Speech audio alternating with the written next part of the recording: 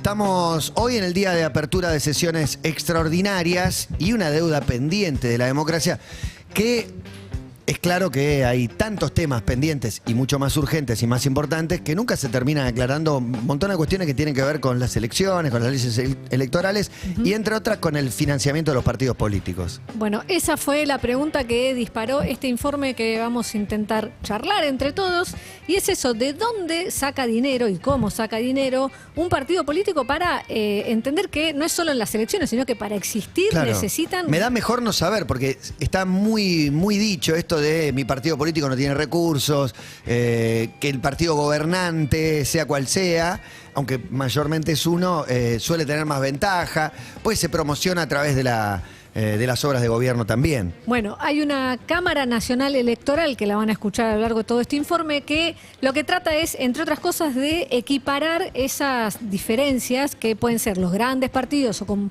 mucho empuje, con mucha presencia en medios también. Al momento de las elecciones, la Cámara Nacional Electoral intenta equiparar y también durante el año dándole dinero a los partidos. Lo que voy a plantear es que los oyentes y nosotros intentemos, porque me costó cuando estaba armando este informe de si te gusta más un partido, si te gusta menos, si son todos chorros. No, ¿cómo se financia la política? Para que la democracia funcione, tiene que haber partidos políticos, porque te guste o no, te escuchen o no, son los que llevan tus inquietudes o no, sin escucharlas, a una cámara en la que después todos deciden defendemos tu vida. la democracia, pero después nos indignamos con todos los actores que están dentro de la democracia. Y se han viralizado de todos los partidos contactos espurios, no sé cómo decirlo, de manera de recaudar, de gente que le pidió, que guita en mano, que dame en negro, que una apretada de una empresa, tal farmacéutica, si no me das guita te escracho, etcétera, etcétera, etcétera. Guita de presupuesto oficial que se utiliza para campañas también. Exactamente. ¿No? Lo que vamos a hablar es, como dije, del régimen de financiamiento de la política en nuestro país. Hablamos de partidos y campañas.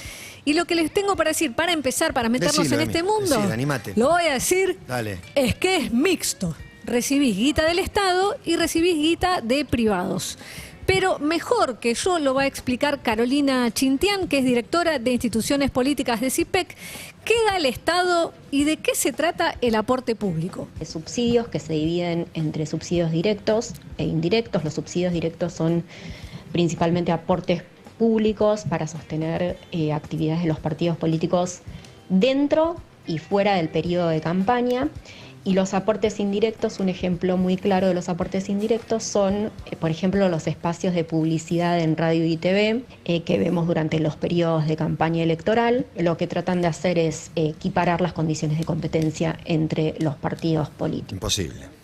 Bueno. Muy difícil equiparar las condiciones de competencia entre un partido chico y un partido grande. Vas a escuchar denuncias de partidos más chicos diciendo nos comen los segundos y más. Eso pasa en todas las campañas. La entrega de subsidios pretende esto, que es equiparar la competencia, y en campaña lo hacen en dos cosas. Puntualmente en el dinero para la campaña y por otro lado para la impresión de las boletas. Eso es en cuanto al Estado, los aportes públicos. Si hablamos de los privados, es el dinero que viene de personas o de empresas, y acá arranca un ítem importante.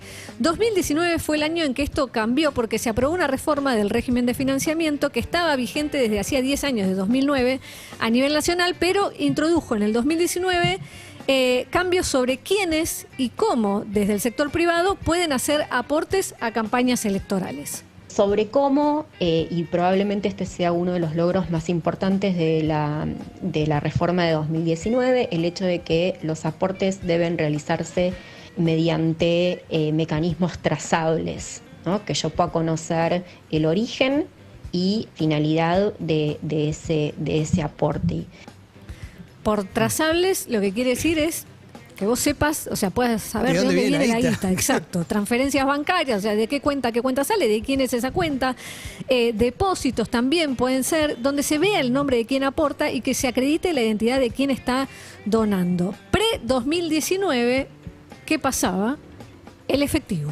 Reinaba el efectivo. No es tan lejos, o sea, es hace nada que esto está... No, hace nada. Hace nada era guita Barrani, todo negro. Igual yo entiendo, digo, más allá de si se puede trazar o no, yo entiendo que ponele que haces un trazado de la guita y viene de un lugar raro, un lugar que no esperabas, un lugar espurio.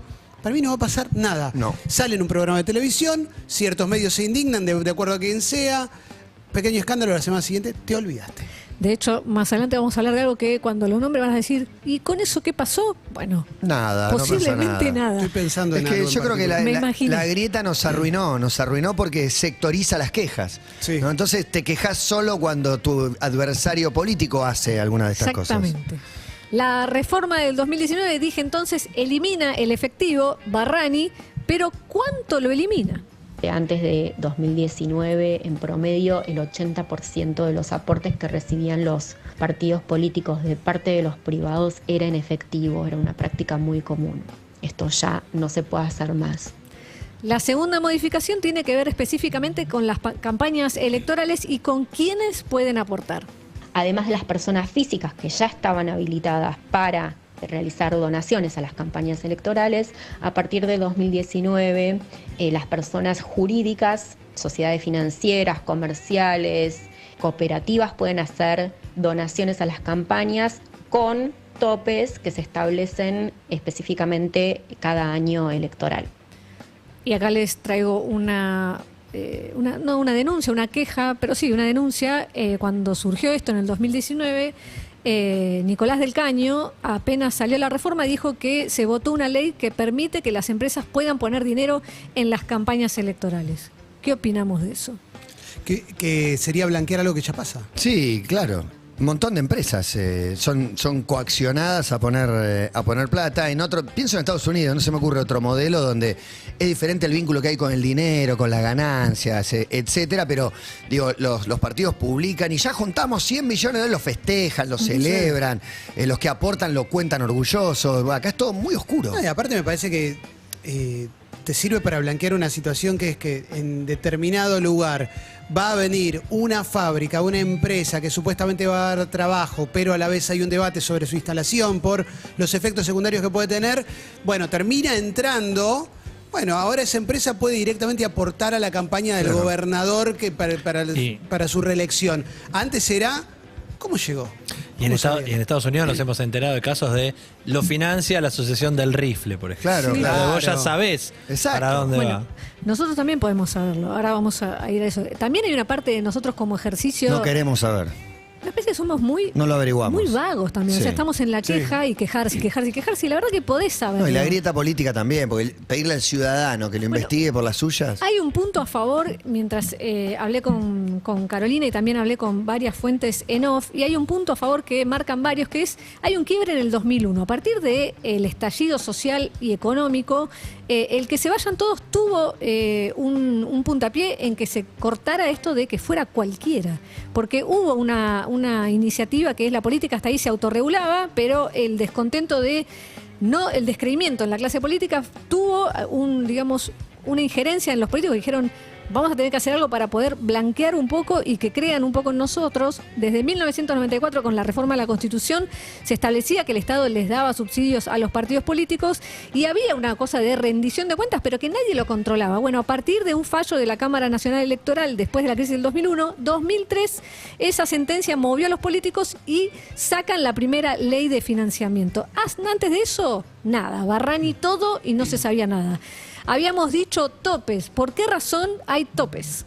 Son una especie de mitigador también de las diferencias entre partidos y votantes. Cuando se ponen límites o topes, lo que podemos hacer es evitar asimetrías de recursos entre partidos que tienen apoyo del poder económico, por ejemplo, del sector privado, y los que no.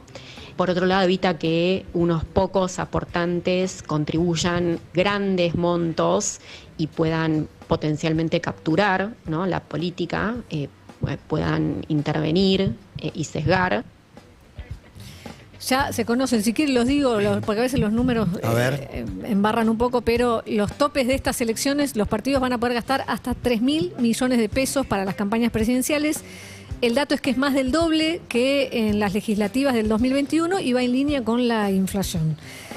Cuando hablamos de topes también hablamos que es para gastos y también para donaciones. O sea, cada persona y cada empresa tiene un límite de lo que puede aportar. Y hecha la ley, hecho el control, las faltas más comunes son que no se les apruebe el informe de campaña. Cada partido tiene que presentar un informe de campaña diciendo qué recibió, cómo lo usó, dónde lo usó, bueno, lo que invirtieron y lo que obtuvieron de aportes. El problema es que no pasa nada si no cumplís. ¿no? Es un Ni. país menos apegado a las normas. No, pasa, pero quizás Es debiera como gobernar pasar más. sin presupuesto, no debiera pasar, pasa. Lo más común, las inconsistencias más comunes que aparecen es que no usaron la cuenta bancaria, que manejaron dinero en efectivo, que recibieron aportes de personas que después, cuando se los consulta en la auditoría, niegan haber aportado. Aparece mi nombre aportando una cosa. Yo nunca di un mango a la campaña de estas personas. Bueno, los aportantes privados tienen que declarar sus donaciones y dije, hecha la ley, hecho el control. Ahora les digo que hecha la ley, hecha la dilación. Y acá viene el gran problema, que es que los controles son pasadas las elecciones. Claro, ya está. O sea, es Ya una ganó. rendición cuando vos ya tenés el candidato elegido, ya ganó. Fácilmente digo, claro, me acusan porque las decisiones que estoy tomando no es un ataque a la libertad de expresión. Sobre ese control que le llaman ex post, habla Carolina Chintián. Y esos controles ex post son poco disuasivos. Hay problemas de rendición que se detectan y que se sancionan, pero la desaprobación llega cuando los representantes ya fueron electos y las alianzas fueron disueltas. Ya está. Ya como que no, bueno, ¿en qué consisten los requisitos que tienen que cumplir? ¿En qué consiste la quita? No es que les ponen multa, generalmente la multa es solo por presentarlo tarde, el informe, pero la quita de subsidio tiene que ver con que para el próximo año, como el Estado le da todos los años, hay una quita por esa multa que les están cobrando. Generalmente, como dije, esa es la más común. Lo que dice Carolina es que tal vez estas quitas de aportes públicos y multas no representen un problema importante. ¿Por qué? Porque hay muchos candidatos que eso lo llenan o sea, los que son más competitivos, estamos hablando de los dos partidos más grandes, lo llenan con aportes de privados. Si al año que viene te sacan ese dinero, vas a tener de dónde recaudar. Los más chicos posiblemente no.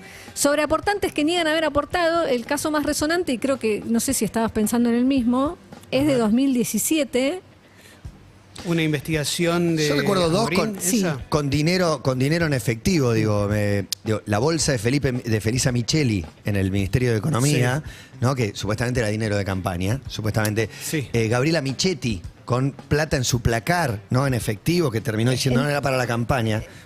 Eso no recuerdo si ella decía que era de la fundación que manejaba y no sé si estaba vinculado a la campaña. Pero sí, temo decir un nombre, pero puede ser campaña de Vidal, por ejemplo. Sí, en la campaña de Vidal hubo Mira, ahí va. aportantes truchos, no me acuerdo del título. Año 2017, la denuncia arranca con una investigación periodística del periodista Juan Amorín que habla de aportantes truchos en la campaña de las legislativas del 2017 en provincia de Buenos Aires. También en la ciudad de Buenos Aires y la presidencial de Mauricio Macri del 2015. Lo que pasaba era que aparecían beneficiarios de planes sociales y trabajadores de empresas proveedoras del Estado que cuando se les va a preguntar, dice, acá aparece tu nombre, Juan Ferrari.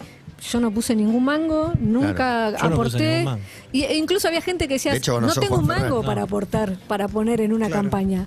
Había algunos beneficiarios de planes sociales, como decía, bueno, no habían puesto un peso. Otro caso es otra rendición que no fue aprobada, eso está judicializado todavía. Otra rendición que no fue aprobada fue la del 2007, la campaña de Cristina Fernández de Kirchner y Julio Cobos.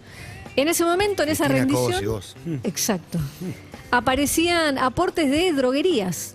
Era lo que llamábamos, ¿se acuerdan? La mafia de la... Sí. Previo al triple crimen. Exacto. Exactamente, la mafia de los medicamentos. Bueno, el origen estaba sospechado porque si venía de este lado, era lo que decías al principio, origen espurio. Y sí. Bueno, eso también se judicializó.